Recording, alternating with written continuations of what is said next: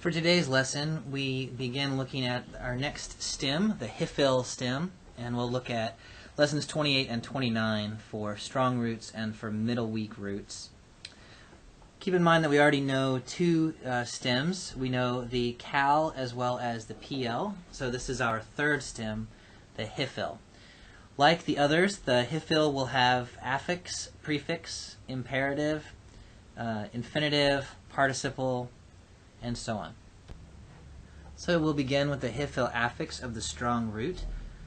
I'm going to use the root pakad, the root we've been using as for our strong paradigm, even though I'm not sure the root actually occurs in the Hifil, but it's useful for the purposes of the paradigm. So I'll give you the paradigm, and then I'll point out some features of the paradigm.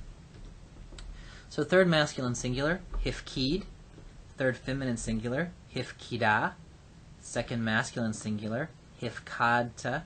Second feminine singular, hifkad. First common singular, hifkadti. Now in the plural, third masculine, hifkidu. Of course, the feminine plural is the same as always in the affix, hifkidu. Second masculine plural, hifkadtem.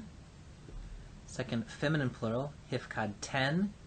And the first common, hifkadnu.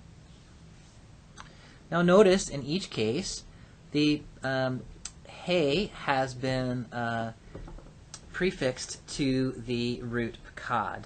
So this is a clear marker of the Hifil affix, is the root begins with he, or the root is prefixed with a he.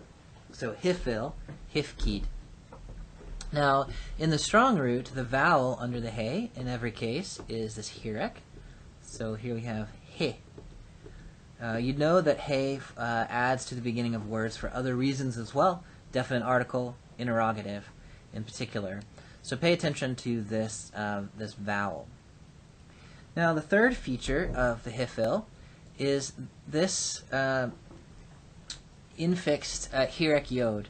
So our root pakad here becomes hifkid with the infixed hirek yod in the middle. Now this only occurs in the forms which either have no affix or which have the affix as a vowel. So hifkid, hifkida, hifkidu, and hifkidu have this infixed hirek yod. The other forms lack it. Instead, the accent retracts and we get a patak. So hifkadta and hifkad and so on.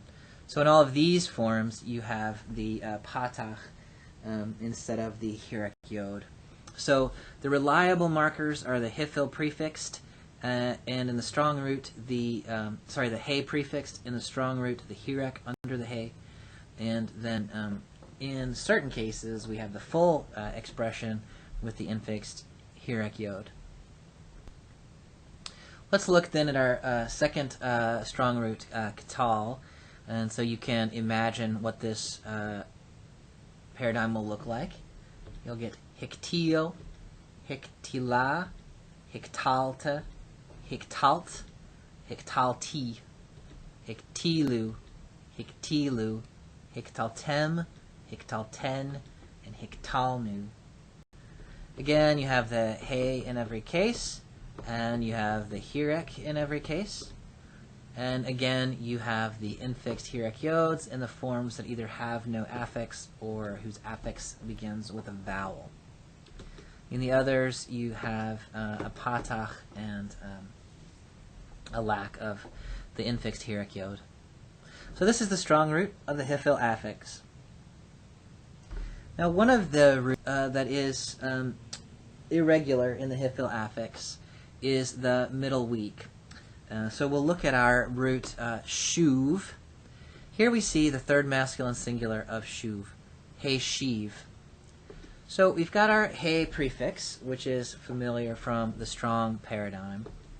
Here we have our infixed hirek yod between the two radicals. So what's really happened is our u in the root has been converted here to a hirek yod, so he shiv. Notice that the hirek that we expect from the strong root here has been replaced with a tsere. So he shiv. So in the feminine singular, we get he shiva. Again, we see the he and the yod and the tsere. Now, here's where things get a little crazy. In the second masculine singular, we get ha shivota. So here we have our he, and here we have our infixed yod. So the shuv, the shurek of the root, still being converted to a yod. Here we have an additional syllable added in the form of a holem vav. So he shivota. Notice that the tav at the end in this paradigm does not have a dagesh line. So the other thing is, because the root now has added a syllable, the tsere in the under the he will reduce, and it reduces to a patak shva. So heshiv, heshiva, hashivota. The second feminine singular looks quite predictable from the second masculine singular. So hashivot. Here we have those same features. And then hashivoti, of course, and those same features once again. In the plural, now we go back to, because this affix begins with a vowel, we go back to the form we had in the third masculine singular and feminine singular. So we get heshivu, looks just like the third masculine singular, except with the affix, the u affix. The feminine is the same. And then for the two masculine plural, hashivotem, here we see those same features we expected. Hashivoten, and then hashivonu.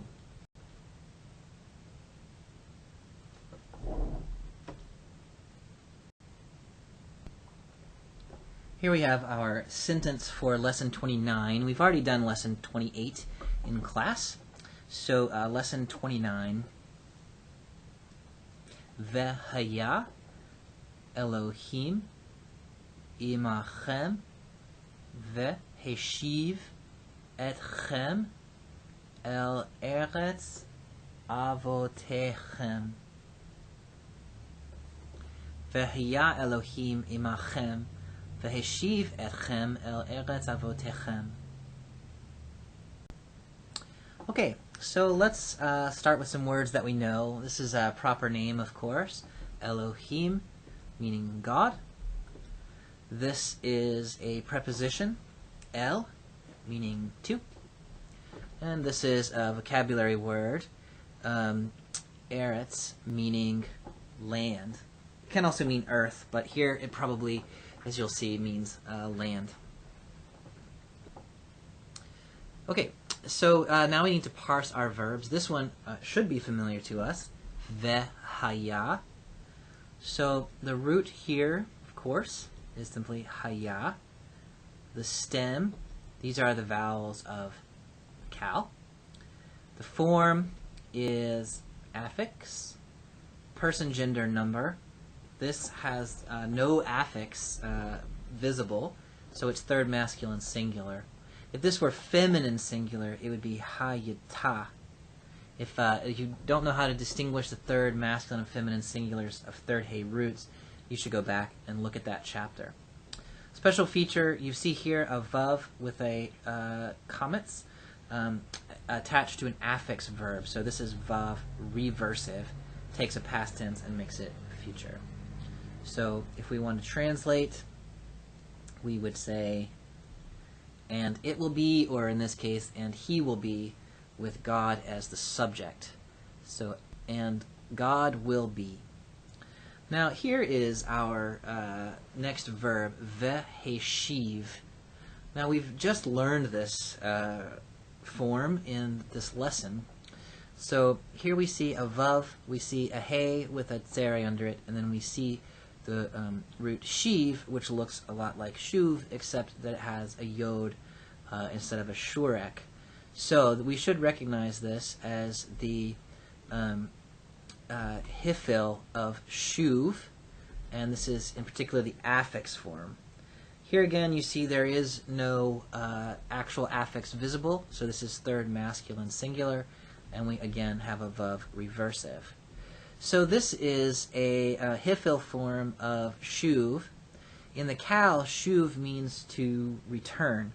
So in the Hifil, heshiv, to cause to return, or to bring back.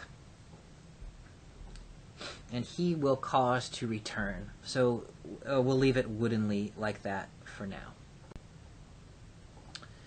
Now this word, etchem, should be familiar. This is simply our particle et, which means which is the signifier of the direct object, plus chem, which means you, masculine plural.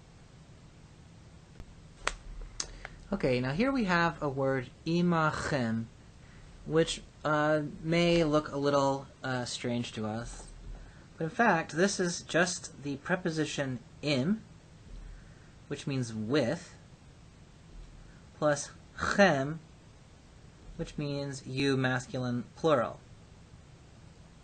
Now you notice that there is a dagesh in the mem of imachem. This is because the root of the preposition im is actually a geminate. Geminates have the same root letter reduplicated at the end of the root. So ayin, mem, mem. We have two mems in the root. Now when the preposition has nothing attached to it, the second mem doesn't appear, so we just get im. But as soon as you put something, suffix, onto the preposition, then the second mem reappears in the form of the dagesh. So here you see the second mem, and here you see it represented by this dagesh. So im is the preposition by itself, but imachem is the preposition with an affix. Okay, so now we're down to our last word. It looks like a long and complex word, but really it is not. So this is a combination of avote and chem. Now, of course, chem means your, masculine plural. Avote is simply the word avot, which is the plural of av. Av, of course, means father, and it has an irregular plural which appears feminine. So avot is the plural of fathers. And then we have this tsere yod, which is marking the plural construct.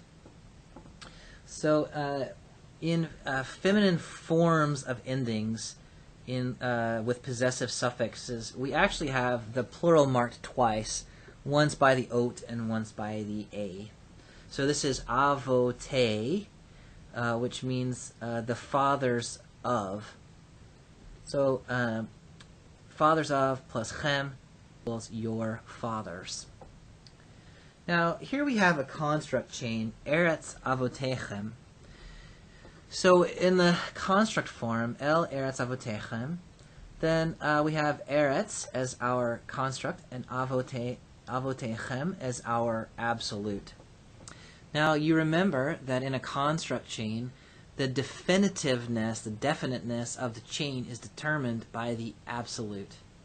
So avotechem, your fathers, is definite because we know that the fathers are your fathers, not just some undetermined fathers. So that means that eretz avotechem means the land of your fathers. So if we put that construct chain into place, then we can translate our sentence. Vehiyah Elohim imachem, veheshiv etchem el eretz avotechem. So this means, and God will be with you, and he will cause you to return to the land of your fathers. A less wooden translation might be, and God will return you to the land of your fathers, here using return as a transitive verb. So to return something, like taking something back to target after Christmas, rather than returning yourself directionally. Or you could say God will take you back to the land of your fathers, or something like that. All right, so you have made your way now through 2 lessons of second semester of Hebrew. Do the exercises for tomorrow, and I'll see you in class.